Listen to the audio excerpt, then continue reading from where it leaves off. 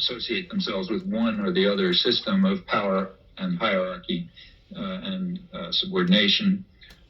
In fact, what I just said is almost a tautology. It's only if you submit to those systems that you're counted as a respectable intellectual, for obvious reasons. Well, coming up to more modern times, in the post-Second World War period, you find, again, a deep concern over the need to control and deceive the public, to control the public mind. Presidential historian Thomas Bailey wrote in 1948, at the time when we were sort of setting off on a new war, the Cold War, he wrote, "Because the masses are notoriously short-sighted and generally cannot see danger until it's at their throats, our statesmen are forced to deceive them into an awareness of their own long-run interests.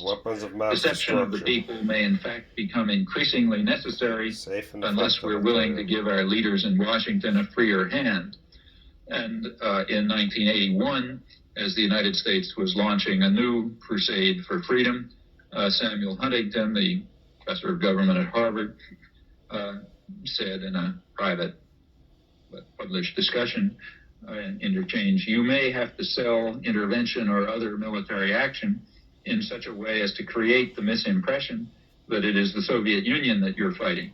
That's what the United States has been doing ever since the Truman Doctrine," which is quite accurate and gives a certain insight into the nature of the Cold War, in particular into the nature of the war against Nicaragua, which is what he specifically had in mind.